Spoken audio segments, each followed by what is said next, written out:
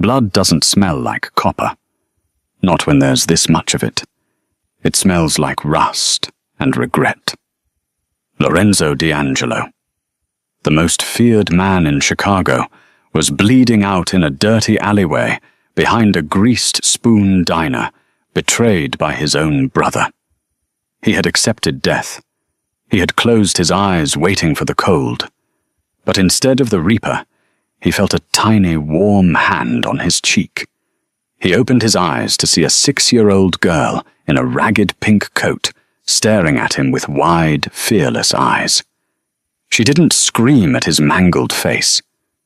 She just whispered the words that would burn down the entire underworld. "Don't cry, sir. My mom is going to save you." And that was the moment everything changed. Rain in Chicago had a way of washing away everything but the sins. On this Tuesday night, the downpour was torrential, hammering against the asphalt of 4th Street, drowning out the distant sirens. Lorenzo Enzo D'Angelo dragged his body another inch across the wet concrete. His breath came in ragged, wet hitches. The bullet in his side, a parting gift from a sniper rifle during what was supposed to be a peace summit, burned like a hot poker. But the bullet in his leg, that one had shattered bone. He was the capo of the D'Angelo crime family. He wore suits that cost more than most people's cars. He commanded an army of 300 soldiers, and now he was dying behind a dumpster that smelled of rotting onions and stale coffee grounds. Luca. The name tasted like Bal, his own lieutenant, his cousin. The ambush had been perfect. His driver was dead. His security detail was painted across the interior of the armored SUV a block away. Enzo had managed to crawl out and limp into the labyrinth of alleyways, losing the hit squad in the storm, but his luck had run dry. He slumped against the brick wall, his vision blurring.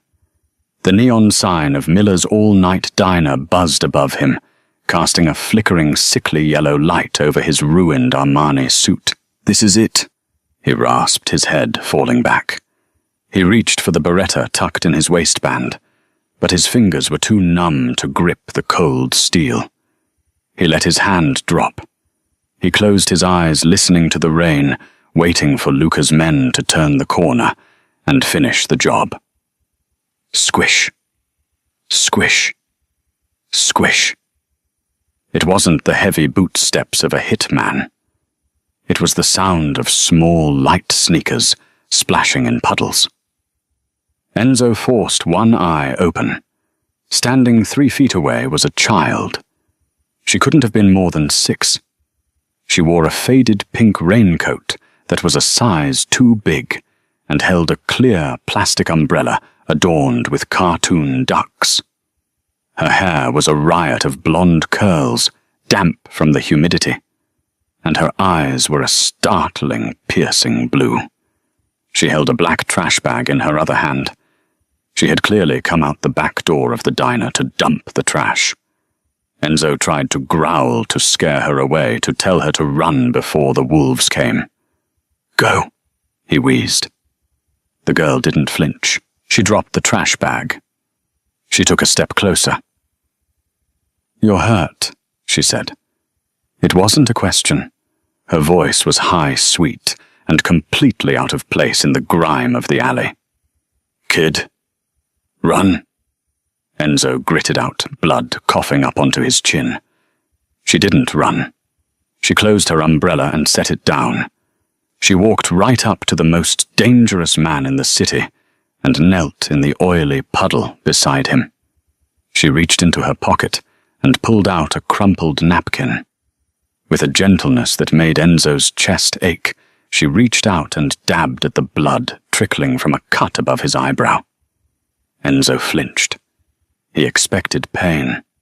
He expected fear. He didn't expect the warmth of her tiny hand resting on his cheek. "Don't cry, sir," she whispered, looking deep into his eyes. Enzo blinked. Was he crying? The rain masked it, but perhaps a tear of frustration had escaped. "My mom is going to save you," she stated with absolute conviction. "She fixes everything." "Daisy." The shout came from the metal door of the diner. It swung open with a clang, and a woman rushed out, a heavy apron tied around her waist. "Daisy, I told you to just throw the bag. And come right back inside, it's freeze." The woman froze. She saw the blood first. Then the gun on the ground. Then the man. Clara Mitchell was 26, but her eyes held the weariness of someone who had lived 3 lifetimes. She had messy brown hair tied up in a chaotic bun and a stain of ketchup on her collar. She stared at Enzo, and for a second Enzo saw the panic flare in her eyes. He knew that look.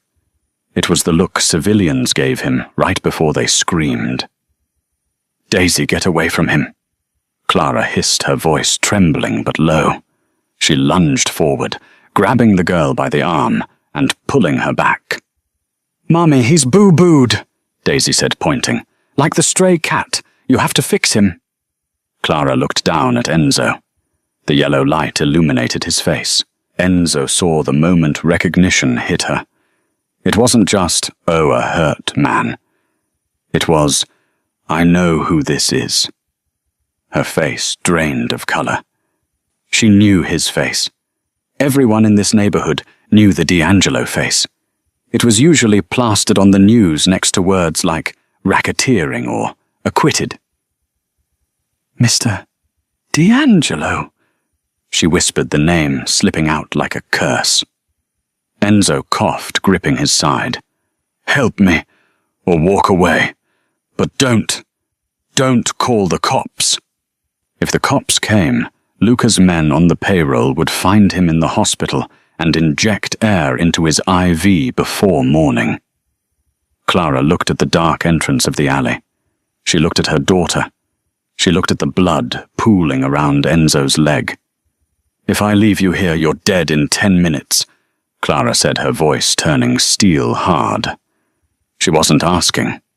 She was assessing. 5, Enzo corrected. Clara swore under her breath. She looked around, frantically. "Daisy, hold the door open, now!" "Mum, do it, baby. Go." Clara dropped to her knees.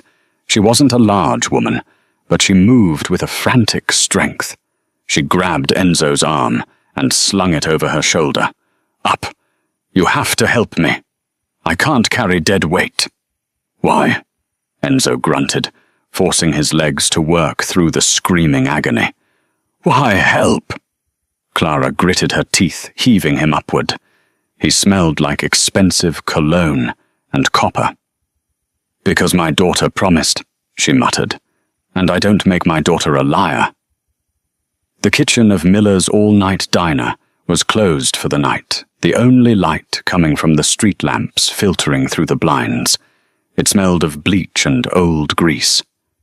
Clara practically dragged Enzo through the back hallway, kicking the door shut behind them and locking 3 deadbolts. "Sit." "There," she ordered, shoving him toward a prep table. Enzo collapsed onto the stainless steel surface, groaning as his vision swam. "Whiskey," he demanded. "Or vodka, whatever you have." "I'm not a bartender. I'm a waitress," Clara snapped, but she ran to the front counter and came back with a bottle of cheap bourbon. She cracked the seal and handed it to him.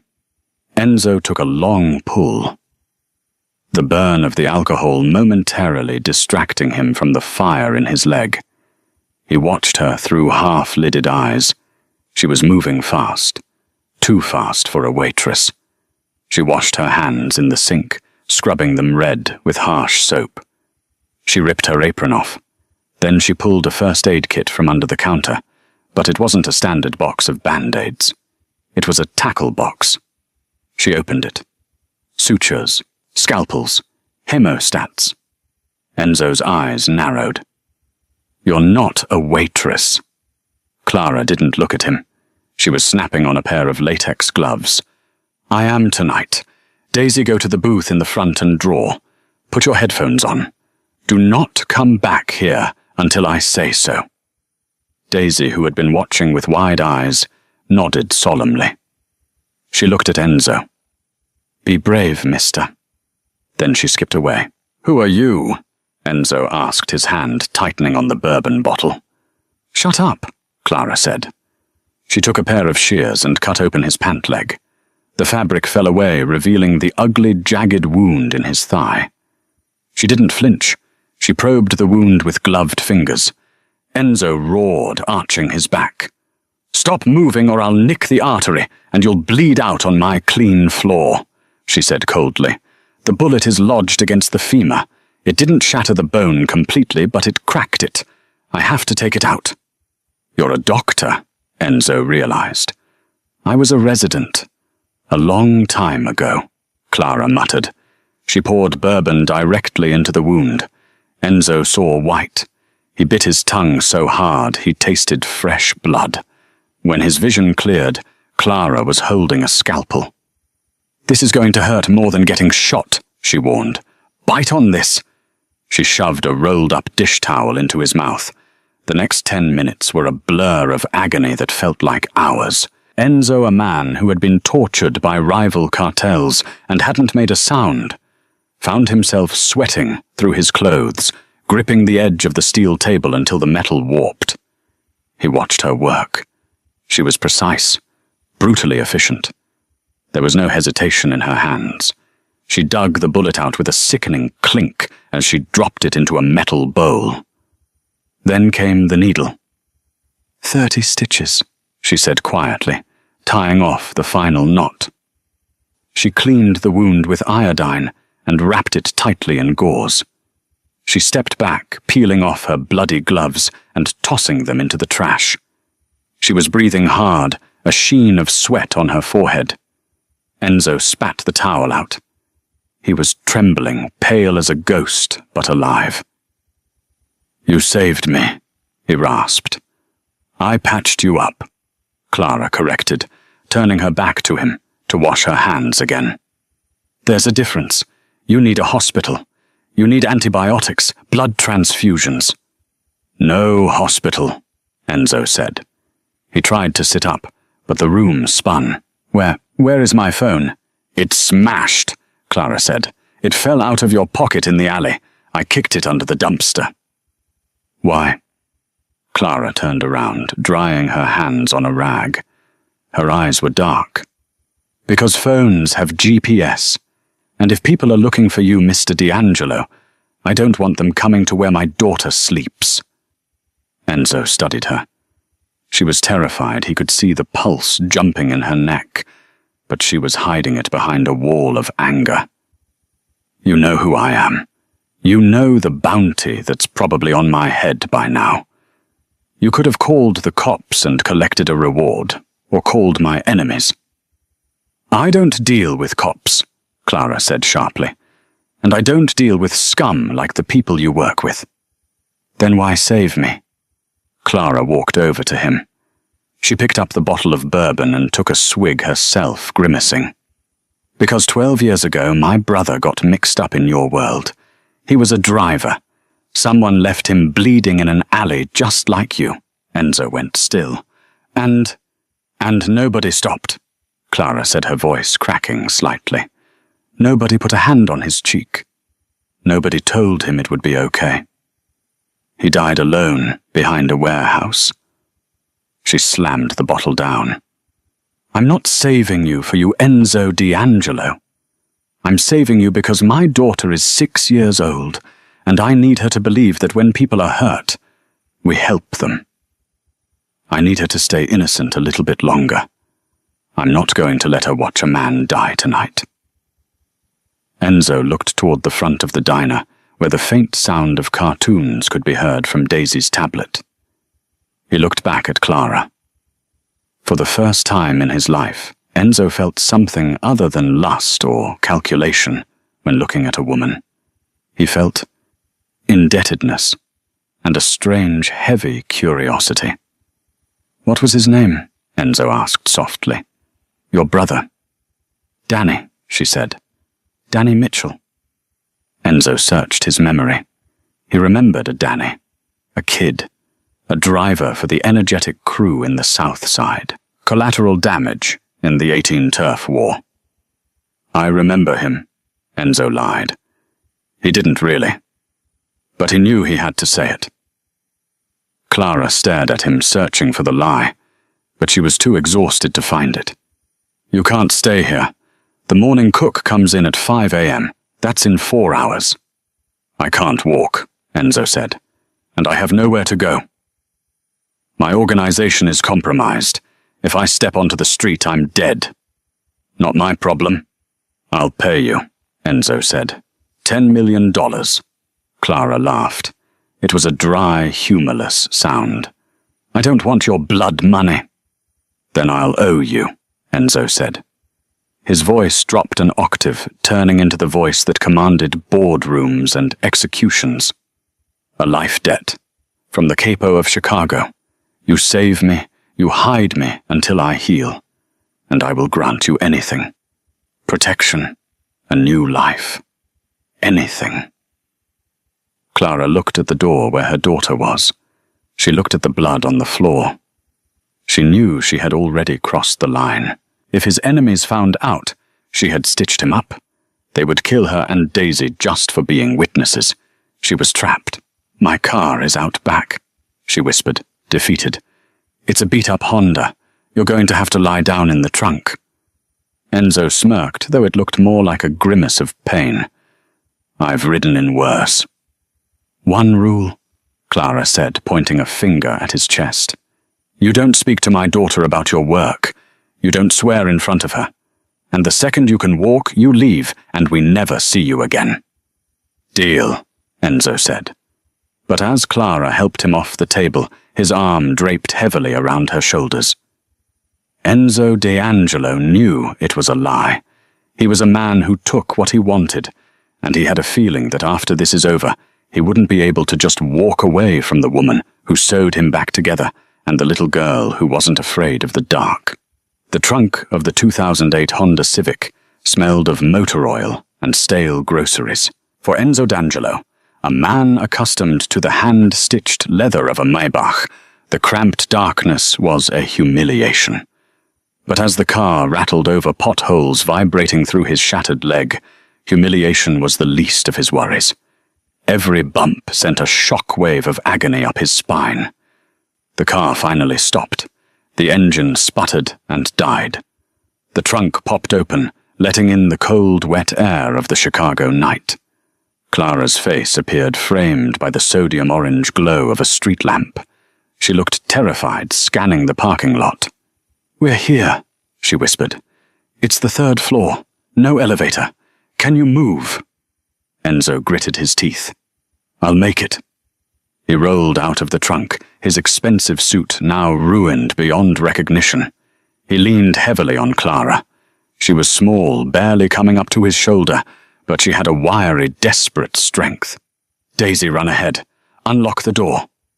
Number 3B, Clara commanded softly. Daisy nodded, clutching her plastic duck umbrella like a shield, and scampered up the dimly lit concrete stairs. The ascent was a nightmare. Enzo dragged his bad leg, sweating through the fever that was already beginning to boil in his blood. Every step was a battle. By the time they reached the 3rd floor, Enzo's vision was tunneling. They tumbled into the apartment, and Clara quickly bolted the door, engaging the chain lock. Bedroom, Clara panted, steering him down a short hallway. Daisy, go sleep on the couch tonight, baby. Mr. Enzo needs the bed. Okay, Mum, Daisy said, unbothered. They entered the bedroom. It wasn't the master suite Enzo was used to. It was a tiny room with peeling wallpaper, but it was aggressively cheerful. The bedspread was pink with unicorns. Glow-in-the-dark stars were stuck to the ceiling. A nightlight, shaped like a mushroom, cast a soft glow in the corner. This is, Enzo muttered, swaying. My room is too small for you and the mattress is broken, Clara said, helping him sit on the edge of the twin-sized bed. Daisy gave up her castle for you. Don't make a mess of it. Enzo collapsed back onto the unicorn pillows. The juxtaposition was absurd. The capo of Chicago, a man who had ordered hits before breakfast, was now bleeding out in a 6-year-old's sanctuary. I need to check the dressing, Clara said, all business again. She turned on a bedside lamp. And I need to get these wet clothes off you before you get pneumonia on top of sepsis. She worked quickly, stripping off his ruined jacket and shirt. When she saw the map of scars across his chest, old knife wounds, bullet grazes, burns, she paused. Her fingers hovered over a particularly jagged scar near his heart. Occupational hazards. Enzo mumbled, his eyes half closed. You have a terrible occupation, Clara murmured. She checked the leg. The sutures were holding, but the area was angry and red. She cleaned it again, her face tight with concentration. Enzo watched her. In the soft light stripped of the harsh diner fluorescence, she looked younger, but also more tired. There were dark circles under her hazel eyes that spoke of double shifts and unpaid bills. Why do you live here? Enzo asked. His voice was slurring slightly as the fever spiked. You're a doctor. I told you I dropped out, Clara said, pulling a quilt over him. Residency doesn't pay well, and when Danny died, things fell apart. My parents got sick. The debt piled up. Then I had Daisy. Life happened, Mr. D'Angelo. Not everyone gets a golden parachute. Enzo, he corrected. Just Enzo. Go to sleep, Enzo. She turned to leave, but he reached out, grabbing her wrist. His grip was weak, trembling. My brother, he whispered, the delirium setting in. Luca. He's the one who did this. If he finds out I'm alive, he'll burn this whole building down. You need a gun. Clara pulled her wrist away gently. I don't allow guns in my house. I have a baseball bat and a deadbolt. That'll have to do. She turned off the lamp, plunging the room into the soft glow of the mushroom nightlight.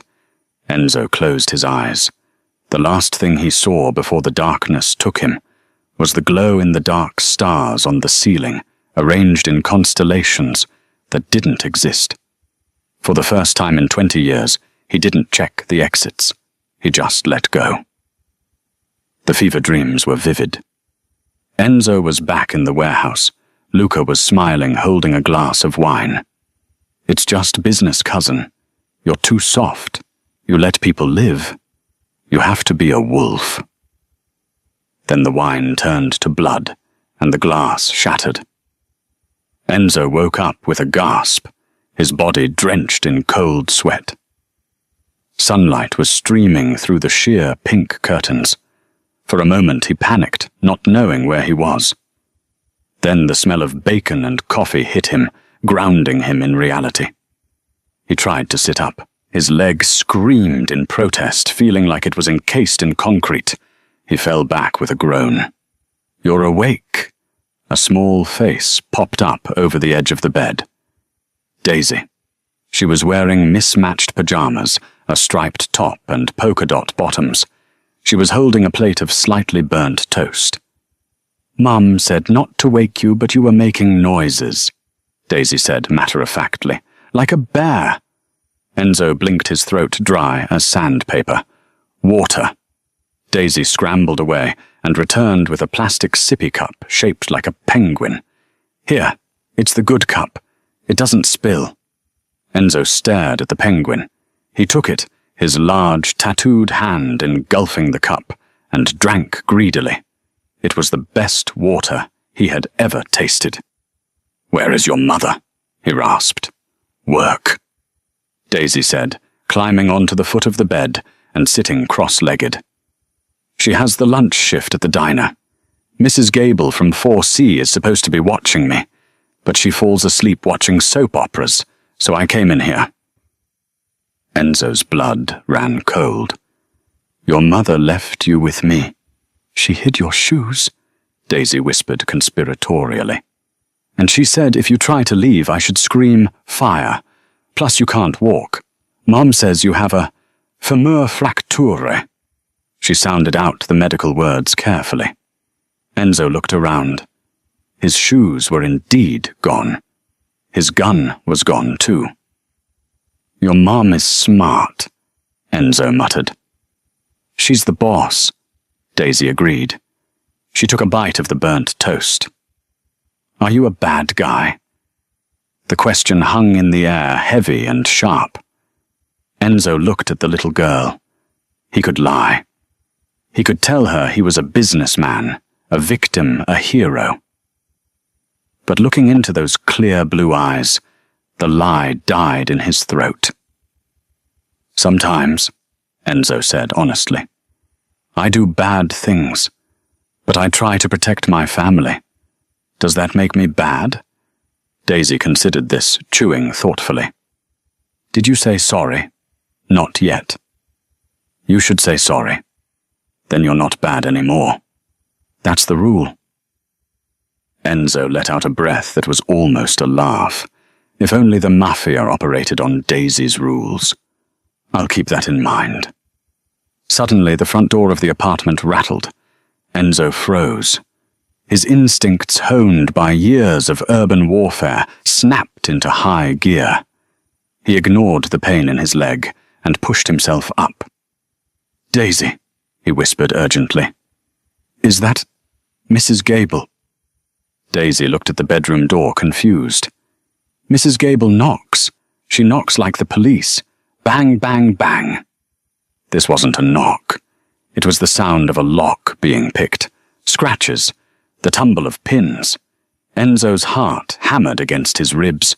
He was unarmed, crippled, trapped in a pink bedroom with a 6-year-old civilian. Daisy. Enzo said, his voice dropping to a terrifyingly calm register. Come here, now. Daisy sensed the shift in the air. She scrambled over the covers to him. Under the bed, he commanded. Way back, behind the boxes. Do not make a sound, no matter what you hear. Do you understand?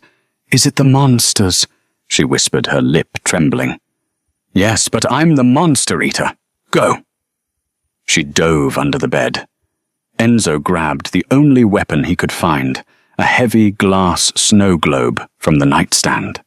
He rolled off the bed, biting back a scream of agony as his broken leg hit the floor.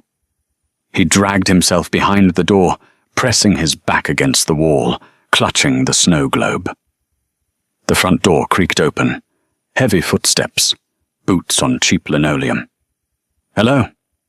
A man's voice, rough. Not Clara. Enzo stopped breathing. He counted the steps. One man. 2 places empty, a second voice said. The waitress is at work. Check the rooms. The boss said he might have gone to ground in the neighborhood. We check every door. Luca's men. They were doing a sweep. They weren't specifically looking for Clara, but they were tossing every apartment within a 5-block radius of the ambush. The footsteps got closer to the bedroom. Enzo tightened his grip on the snow globe. He had one shot. He had to take the first one down, take his gun, and kill the second. In his condition, the odds were 0. But he looked at the bed skirt where Daisy was hiding. 0 isn't an option. The door handle turned. The door pushed inward. A massive figure in a leather jacket stepped into the pink room. He held a suppressed pistol. Enzo didn't hesitate. He swung the snow globe with every ounce of strength he had left. Crack! The heavy glass smashed into the man's temple. The man dropped like a stone, his gun clattering across the floor. Enzo lunged for the gun. But the second man was already in the doorway. He saw his partner fall. He raised his weapon. Enzo was on his knees, his fingers inches from the fallen gun. He looked up, staring down the barrel of a 9mm. This is it, he thought. I'm sorry, Clara." "Hey!" The shout came from the hallway behind the gunman. The gunman turned his head, distracted for a split second. Wham! A metal baseball bat swung through the air, connecting solidly with the back of the gunman's knees. He howled, buckling. Clara stood there, still wearing her diner uniform, her face a mask of pure feminine rage. She swung the bat again this time, bringing it down on the man's wrist. The gun flew out of his hand. "Get out of my house!" she screamed. The man panicked by the ambush, and the ferocious woman scrambled back, clutching his wrist. He looked at his unconscious partner, then at the gun on the floor that Enzo had now grabbed. Enzo leveled the pistol at the man's chest. His hand was shaking, but his eyes were dead. "Run," Enzo growled. "Tell Luca. Tell him the wolf is coming." The hitman didn't need to be told twice. He abandoned his partner and sprinted out of the apartment. Silence slammed back into the room. Enzo lowered the gun, his adrenaline crashing. He leaned his head back against the wall, panting. Clara dropped the bat. She rushed to the bed. "Daisy, Daisy." "I'm here, Mummy." Daisy crawled out from under the bed, dusty but unharmed. Clara scooped her up, burying her face in the girl's curls, sobbing dry, terrified tears. She held her daughter so tight, her knuckles turned white. After a long minute, Clara looked up at Enzo. Her fear was gone, replaced by a cold, hard realization. "They found us," she said. "They were sweeping the block," Enzo said, checking the pulse of the unconscious man on the floor. "He's out cold, but the other one, he'll be back, with 10 more. Enzo looked at Clara. "You have to leave. Pack a bag. Go to the police. Tell them I broke in and held you hostage. It's the only way you stay safe." Clara stood up, putting Daisy down. She walked over to Enzo. She looked at the blood seeping through his bandages again. She looked at the unconscious hitman in her daughter's bedroom. "No," Clara said. "Clara, don't be stupid. They will kill you." "They'll kill us anyway now," Clara said, her voice trembling but resolute. "We're witnesses. The police are on your cousin's payroll, aren't they?" Enzo nodded slowly. "Most of them." "Then we can't go to the cops, and we can't stay here." Clara went to her closet and pulled out a duffel bag. She began throwing clothes into it. "What are you doing?" Enzo asked. "I'm saving you," Clara said, throwing a pile of Daisy's socks into the bag. "Again. Get up, Enzo. We're going to my grandmother's cabin." "Your grandmother's cabin?" Enzo looked at her in disbelief. "I have millions of dollars in offshore accounts, safe houses in Zurich, and you want to take me to a cabin?" Clara turned to him, zipping the bag. "Do you have access to those accounts right now?" "No." "Can you walk to Zurich?" "No." "Then you're going to the cabin. It's in the woods, 4 hours north. No cell service, no neighbors, and plenty of guns. My grandma was a doomsday prepper." Enzo stared at her. This waitress who smelled like maple syrup and bleach had just taken out a hitman with a baseball bat and was now planning a tactical retreat. A slow, painful smile spread across Enzo's face. "Okay," he said. "To the cabin." The cabin was less of a rustic retreat and more of a fortress disguised as a shack. Located deep in the Wisconsin woodlands, miles from the nearest paved road, it was surrounded by towering pines that whispered in the wind. For 2 weeks, it became their world. Life in the cabin developed a strange domestic rhythm. Enzo, the man who used to decide the fate of businesses with a snap of his fingers, was now relegated to the couch, his leg propped up on a stack of old National Geographic magazines. Clara was his nurse, his guard, and his tormentor. "Eat it," Clara said, shoving a bowl of oatmeal toward him. "I hate oatmeal. It's peasant food," Enzo grumbled, though he took the bowl. "It's heart healthy," And since you've lost a pint of blood, you need the iron. Eat." She didn't fear him anymore. The fear had evaporated somewhere on the drive up, replaced by a pragmatic, almost bossy familiarity. She changed his bandages with efficient hands, scolded him when he tried to walk too soon, and ignored his demands for wine. But it was Daisy who truly disarmed him. Daisy didn't see a Mafia boss. She saw a captive audience. "Mr. Enzo, look," she said one evening, holding up a drawing. It was a crude crayon depiction of a stick figure with a giant black beard. Enzo had grown scruffy, holding hands with a smaller stick figure. "Is that, me?" Enzo asked, pointing to the beard. "Yes, and that's me. We're fighting the dragon." She pointed to a green blob in the corner. "Who is the dragon?" "The bad men who came to the house." Enzo stared at the drawing. He felt a lump in his throat that had nothing to do with his injuries. He had spent his life building an empire of fear, believing that power was the only thing that mattered. Yet here he was, powerless, being protected by a woman and a child who had nothing. "It's a masterpiece," Enzo said softly. "I'll buy it from you. $5,000. Daisy giggled. "Silly. You don't have money. You can pay me in cookies." As the days turned into weeks, Enzo healed. The fever broke. The bone began to knit. He started doing push-ups on the floor, sweat dripping from his brow, driven by a singular purpose: revenge. But the target of his revenge was shifting. It wasn't just about reclaiming his territory anymore. It was about ensuring that the dragon never came near Daisy again. One night a storm rolled in, knocking out the power.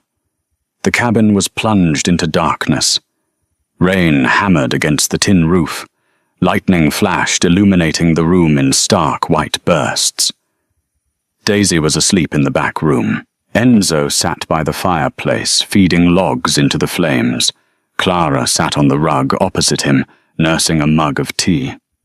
The silence between them was heavy, charged with something unspoken. "You're leaving soon?" Clara said. It wasn't a question. "My leg can hold weight now," Enzo replied, not looking at her.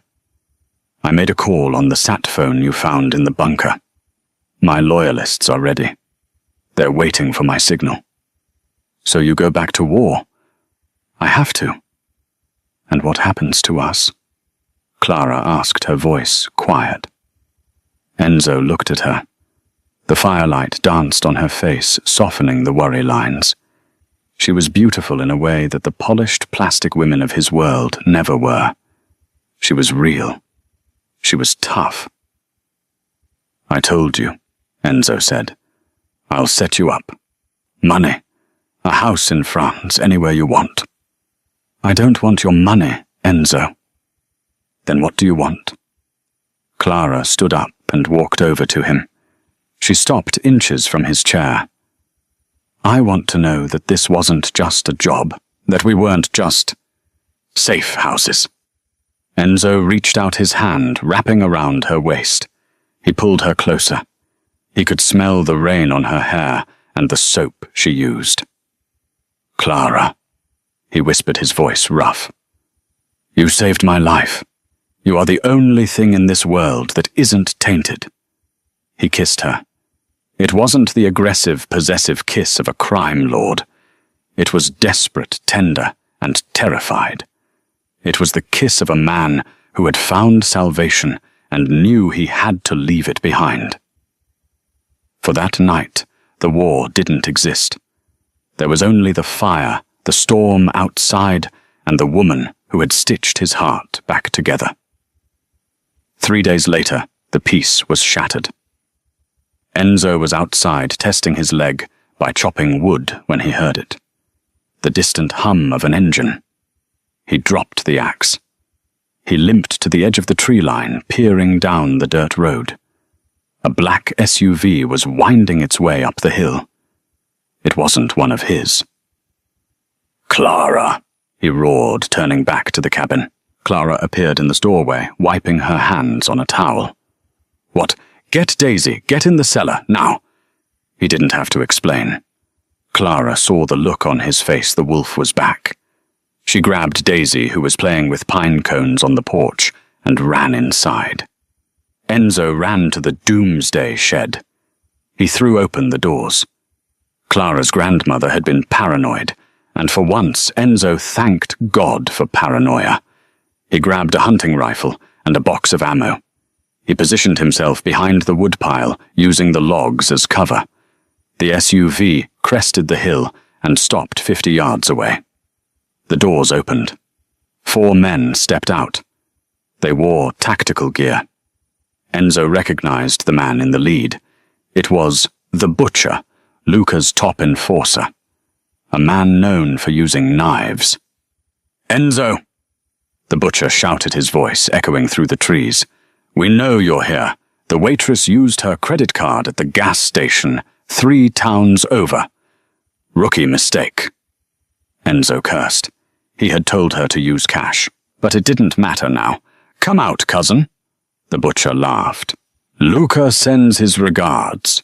He wants your head, but he said we can have some fun with the girl and the woman first." A cold, dark rage flooded Enzo's veins. It wasn't the hot anger of a fight. It was the absolute zero of a killer. Nobody touches them. Enzo racked the bolt of the rifle. Bang! The first shot took the driver in the shoulder, spinning him around. The woods erupted into chaos. The men scrambled for cover behind the SUV, returning fire. Bullets chewed up the woodpile, sending splinters flying into Enzo's face. "Suppressing fire!" the Butcher screamed. "Move up! Flank him!" Enzo was pinned. He was outnumbered and outgunned. He had a bolt-action hunting rifle against automatic weapons. He fired again, missing as he ducked a hail of bullets. He checked his pocket. He had one trick left, the satellite phone. He pulled it out and hit the speed dial. "Status!" a voice crackled on the other end. It was Rocco, his second in command, the only man he trusted. "I'm pinned. Blue Ridge cabin. 4 hostiles. I have civilians," Enzo shouted over the gunfire. "ETA, 10 minutes, boss. The chopper is already in the air." 10 minutes. Enzo looked at the cabin behind him. Clara and Daisy were in the cellar, but the trap door was outside around the back. If the men flanked him, they would find it. He couldn't stay behind the woodpile. He had to draw them away.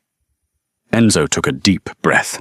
He stood up, firing blindly to force them down, and then he ran. He ran away from the cabin, deeper into the woods, dragging his bad leg, ignoring the pain.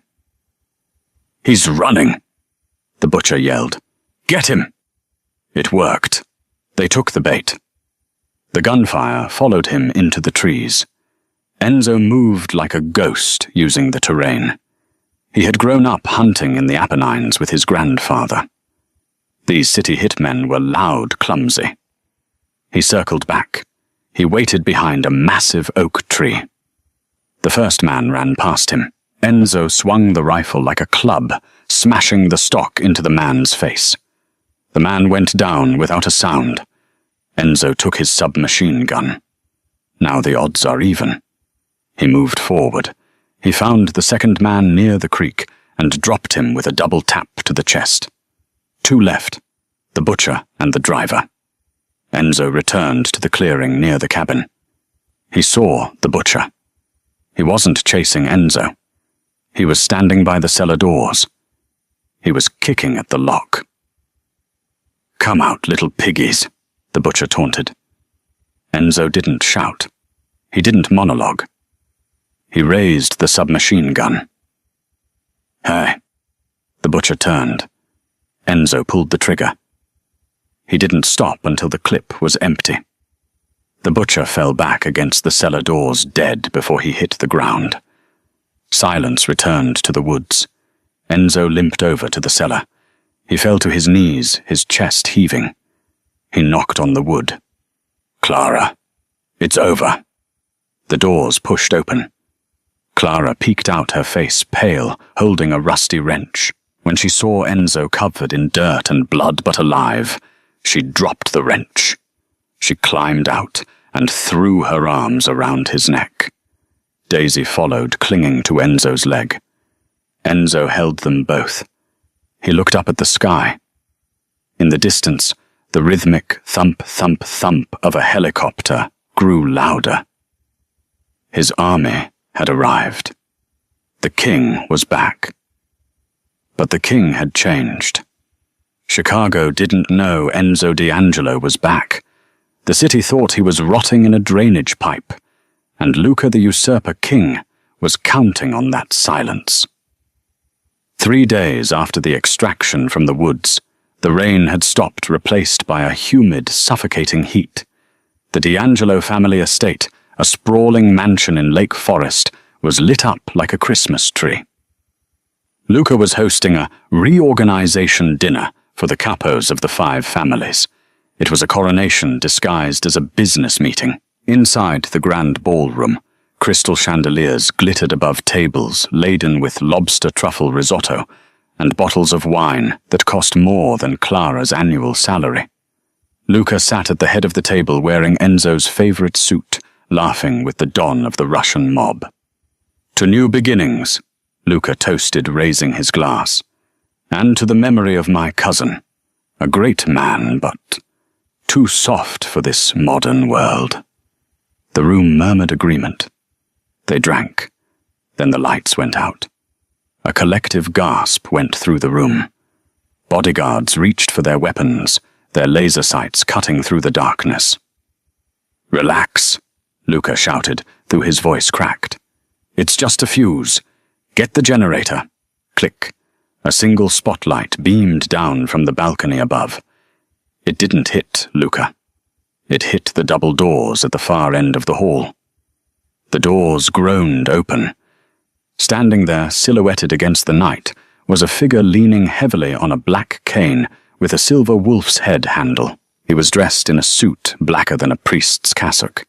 His face was gaunt, bearded, and scarred, but his eyes burned with the cold fire of the abyss. "Enzo," someone whispered. "It's a ghost," the Russian don muttered, crossing himself. Enzo limped forward. Tap, step, tap, step. The sound of the cane on the marble floor was the only noise in the room. "You're eating my food, Luca," Enzo said. His voice wasn't loud, but it carried to every corner of the silent hall. "You're wearing my suit. You're sitting in my chair." Luca stood up, knocking his wine glass over. The red liquid stained the white tablecloth like a gunshot wound. "Kill him!" Luca screamed. "He's one man! Kill him!" 20 bodyguards raised their weapons. Enzo didn't flinch.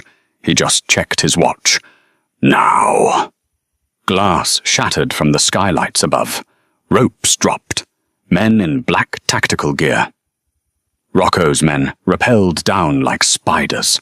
At the same time, the waiters who had been serving the wine pulled suppressed pistols from their serving trays.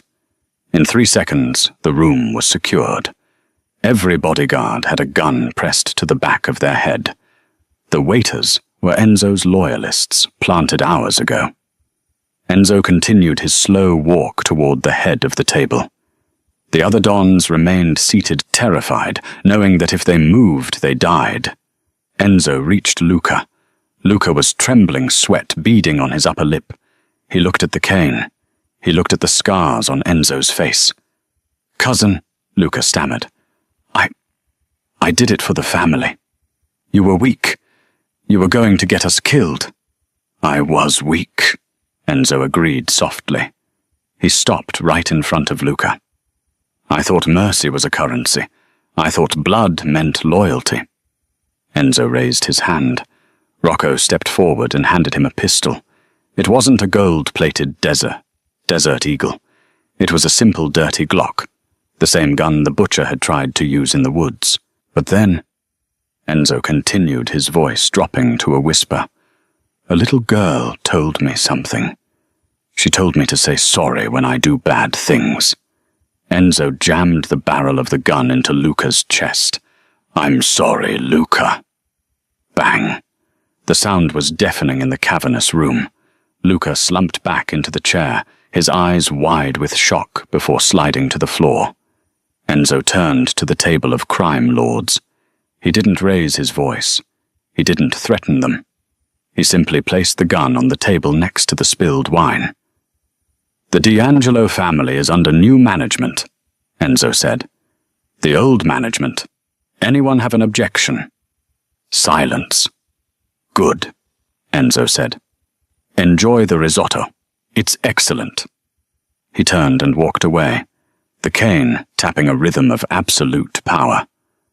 But as he exited the hall, leaving the violence behind him, Enzo didn't feel the rush of victory he used to crave. He felt empty. He had his crown back. But he was missing his heart. 2 months had passed. Clara Mitchell was wiping down table 4 at Miller's all-night diner. The fluorescent lights still hummed with that annoying buzz. The coffee still smelled burnt. The customers were still rude. Nothing had changed. And yet everything was different. She looked at the front door every time the bell chimed. She told herself she was afraid. She told herself she was looking for hit men. But she knew she was lying. She was looking for him. Enzo had kept his word. The day after the helicopter rescue, a lawyer had shown up at her apartment. He had handed her the deed to a house in the suburbs, a trust fund for Daisy's college, and a check for $5 million. Clara had torn the check up. She had sent the lawyer away. She didn't want to be paid off like a mistress. She had saved his life. She had washed his blood off her floor. They had shared a silence in a cabin that felt more intimate than any marriage she had ever known. And then he had vanished. "Mummy, draw with me," Daisy said from the booth near the window. Clara sighed, forcing a smile. "In a minute, baby." The bell above the door chimed. Clara didn't look up immediately. "Sit anywhere you like. I'll be right with." The air in the diner changed. It grew heavier, charged with static. The chatter of the truckers at the counter died down. Clara froze. She knew that cologne. Sandalwood, expensive tobacco, and rain. She looked up. Enzo stood in the doorway. He wasn't wearing a tuxedo. He was wearing dark jeans and a leather jacket. He was walking without the cane now, though a slight limp remained a permanent reminder of the alley. He looked out of place among the vinyl seats and ketchup bottles. He looked like a wolf who had wandered into a petting zoo. He walked straight to her. He didn't look at the customers. He didn't look at the cook. He only looked at her. "You tore up the check," Enzo said. "No hello. No small talk." "I don't want your money," Clara said, gripping her rag tightly. "I told you that in the kitchen while I was sewing your leg shut." "I bought the building," Enzo said. Clara blinked. "What? The diner? The apartment complex? The block? I bought it all this morning." Enzo took a step closer, invading her personal space, radiating that intense heat she remembered from the cabin. "So technically I'm your landlord, and your boss. You can't just buy people's lives," Clara hissed, her eyes flashing. "Why are you here, Enzo? You have your kingdom back. Go rule it." "I tried," Enzo said. His voice was raw. He reached out and took the rag from her hand, tossing it onto the table. He took her hands in his. They were rough, calloused hands, holding hers with a terrifying gentleness. "I sat in my mansion," Enzo said. "I had everything. Power, fear, respect. And all I could think about was burnt toast and a pink bedroom." Clara's breath hitched. "Enzo." "You were right," he said. "I am a bad man. I have done terrible things and I can't undo them. But I don't want to be the monster anymore. I want to be the man you saw in the woods." "And what about the danger?" Clara asked, tears pricking her eyes. "What about the next Luca?" "There is no next Luca," Enzo said darkly. "I made sure of that. I am the most powerful man in this city, Clara. And I will burn this city to ash before I let anyone touch a hair on your head." "Mr. Enzo." Daisy had spotted him. She slid out of the booth and ran full tilt down the aisle. Enzo released Clara's hands and dropped to one knee, ignoring the pain in his bad leg. He opened his arms just in time for Daisy to slam into him. "You came back!" Daisy squealed. "Did you slay the dragon?" Enzo hugged the little girl, burying his face in her neck. He looked up at Clara over Daisy's shoulder. His eyes were shining. "Yes, Piccola," Enzo whispered. "The dragon is gone." He stood up, lifting Daisy with him. He looked at Clara. "I don't want you to be my nurse," Enzo said. "And I don't want you to be my employee. I want you to be my conscience. I want you to be the one who tells me when to stop." Clara looked at the man who had bled on her floor. She saw the darkness in him, yes, but she also saw the desperate need for light. She saw the man who had played dolls with her daughter while hiding from a death squad. "I'm not moving to a mansion," Clara said stubbornly. "I like my neighborhood." Enzo smiled. It was the first real smile she had seen on him since the cabin. "Then we'll stay here. I'll renovate. I'll make the walls bulletproof. I don't care where we are, Clara, as long as I'm with you." He held out his hand to her. Clara looked at the hand. It was a dangerous hand. Taking it meant stepping into a world of shadows and risk. But letting it go meant living the rest of her life, wondering what if. She took his hand. "Okay," Clara whispered, "but you're doing the dishes tonight." Enzo D'Angelo, the capo of Chicago, the wolf of State Street, laughed. He pulled Clara into a kiss that silenced the entire diner, a kiss that tasted of second chances and dangerous promises. "Deal," he said against her lips. As they walked out of the diner together, Enzo carrying Daisy and holding Clara's hand, the rain began to fall again. But this time, it didn't smell like rust and regret. It smelled like a clean slate. And in the reflection of the window, the neon sign buzzed no longer just a flicker in the dark, but a beacon. The wolf had found his pack, and God help anyone who tried to hurt them now. And that is the story of how a single act of kindness brought the most dangerous man in Chicago to his knees. It proves that sometimes strength isn't about how hard you can hit or how many men you command. Sometimes real strength is a little girl in a pink coat telling you not to cry. Enzo found his salvation not in power, but in the love of a waitress who refused to be afraid. If you enjoyed this story of danger, redemption, and romance, please smash that like button. It helps the channel so much. Don't forget to subscribe and hit the bell icon so you never miss a new story. And tell me in the comments, if you were Clara, would you have saved Enzo or would you have walked away? I read every comment. Thanks for watching, and I'll see you in the next video.